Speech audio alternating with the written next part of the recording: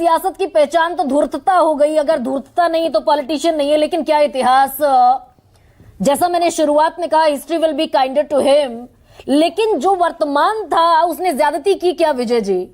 एक ऐसा व्यक्ति, हम जिस आज जीडीपी की, जिस इकोनॉमी की सबसे ज्यादा बात करते हैं कि भाई 11वें नंबर पर, 11वें नंबर पर थे हम, फ्रेजाइल इकोनॉमीज में से थे, और टॉप 5 इकोनॉमी में हम आ गए, और हो सकता है कि अब हम टॉप 4 इकोनॉमी में भी शुमार हो जाएं। ये देन क्या, अगर ये कहा जाए डॉक्टर मनमोहन सिंह की थी, गलत होगा क्या? देश का सोना गिरवी रखा था, $1 मिलियन की जरूरत थी, उस वक्त में ऐसा फैसला जिस पर सुकेश कह रहे हैं कि बजट पेश होने से पहले यह खतरा था कि भाई कपड़े फटेंगे, और मनमोहन सिंह शेर पढ़ रहे थे कि तमाशा ना हुआ, ग्लोबलाइजेशन हो गया, प्राइवेटाइजेशन हो गया, लिबरलाइजेशन हो गया, और देश की इकोनॉमी को पूरी दुनिया के लिए खोल दिया गया। यह बड़ा कठिन फैसला उस दौर में लेने वाले डॉक्टर मनमोहन सिंह, कैसे याद रखे इतिहास उनको? उस दौर का नहीं, मैं समझता हूं आजाद हिंदुस्तान के सबसे कठिन फैसलों में से एक है। क्योंकि यदि आप उसको समझेंगे कि उससे पहले का हिंदुस्तान, उससे पहले की हिंदुस्तान की इकोनॉमी कैसी थी, वो जो बंद दरवाजे, वो जो पीएसयूज, वो बड़े बड़े अफसरों के इशारों से बने हुए पीएसयू जिनका केवल वाइट एलिफेंट के तौर पे काम कर रहे थे, वो गिने चुने कारोबारी जो खोलना नहीं चाहते थे, वो लाइसेंस राज, वो सब चीज़ें, वो टेलीफोन की लाइनें 10-10 साल का इंतजार, वो गैस के सिलेंडर नहीं मिलना, वो तमाम चीज़ें, उसको खोलना, उसको बदलना, वो ऐतिहासिक और हिम्मत भरा फैसला है।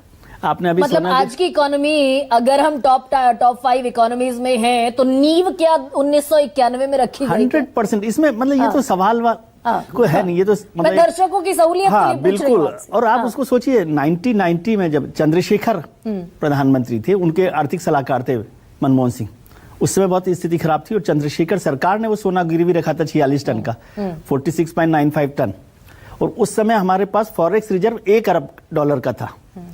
जब मनमोहन सिंह आ गए हैं, वित्त मंत्री हो गए, तो 2 साल में वो 2 अरब हो गया, और 8 साल में 200 अरब हो गया। 200 अरब फॉरेक्स रिजर्व हमारा।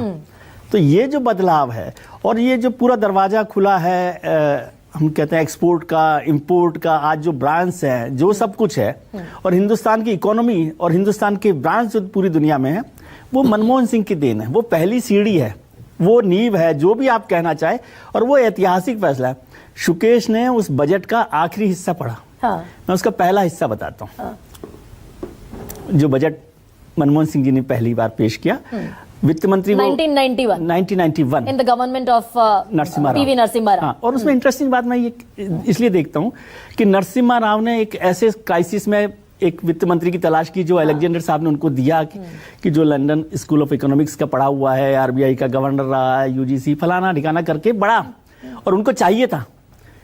उन्होंने वित्त मंत्री बनाया, खुद नरसिम्हा राव ने उनको फोन किया शपथ ग्रहण से 3 घंटे पहले कि आप आइए। He was chairman of UGC, वो भी चंद्रशेखर जी के कहने पर बने थे। चंद्रशेखर जी ने बनाया था, ठीक है, क्योंकि उससे पहले वो इकोनॉमिक सलाहकार थे, और मुझे पता है कि जिस दिन वो चंद्रशेखर जी इस्तीफा देकर लोकसभा से पहुंचे, तो सबसे पहले अगर कोई पहुंचा था तो मनमोहन सिंह जी वहां पहुंचे थे। वो अलग, लेकिन वो निजी मामला है, मनमोहन सिंह के अपॉइंटमेंट गई था, तो वो निजी मामला था। लेकिन जब ऐसे आदमी को वित्त मंत्री बनाया, और जब वो अपना ड्राफ्ट लेकर बजट का वित्त मंत्री प्रधानमंत्री के पास पहुंचते हैं, तो प्रधानमंत्री उनको नाराज होकर कहते हैं कि इसके लिए तुम्हें मैंने वित्त मंत्री बनाया है, ये बजट नहीं चाहिए। यही सुकेश से आज अभी चर्चा हुई थी, कह रही थी मैं, ऑफर बहुत सारी चर्चाएं हाँ, तो it is one of them. ये कोई प्रधानमंत्री अपने वित्त मंत्री को कहे, और जब उन्होंने बजट पेश किया, उसमें कोई बदलाव बड़ा नहीं किया था, और उसमें विक्टर ह्यूगो को कोट किया था, और कहा था कि दुनिया की में कोई ऐसा विचार का जब समय आ जाता है, दुनिया की कोई ताकत नहीं रोक सकती। तो विचार का समय था लिबरलाइजेशन का।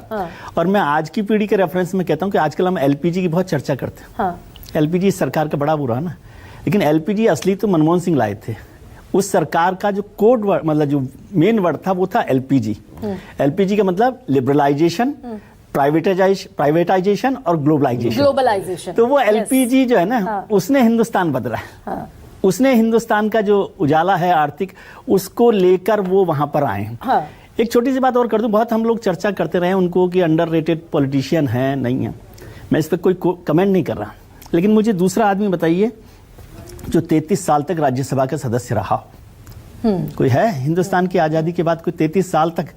और जो पंजाब का ऑफ बंदा रहा हो, वो असम से 5 बार राज्यसभा का सदस्य रहा हो, 1 बार राजस्थान से रहा हो, वो राज्यसभा में विपक्ष का नेता रहा हो 5 साल तक। ठीक है, वो चंद्रशेखर सरकार के साथ रहे, वो इंदिरा गांधी सरकार के साथ रहे, इंदिरा गांधी की सरकार में वित्त मंत्रालय में सीईओ रहे, चीफ इकोनॉमिक एडवाइजर रहे। और ऐसा आदमी जो उस समय 1971 में ललित नारायण मिश्र कॉमर्स मिनिस्टर थे।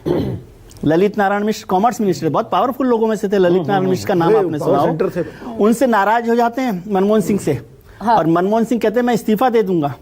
और पीएन अक्सर, एक और ताकतवर आदमी जो इंदिरा गांधी के दफ्तर में बैठता है, वो कहता है नहीं इस्तीफा मत दो, तुम इधर आ जाओ, और मंत्री के नाराज आदमी को प्रमोट करके सीईओ बना देते, आप चीफ इकोनॉमिक एडवाइजर। तो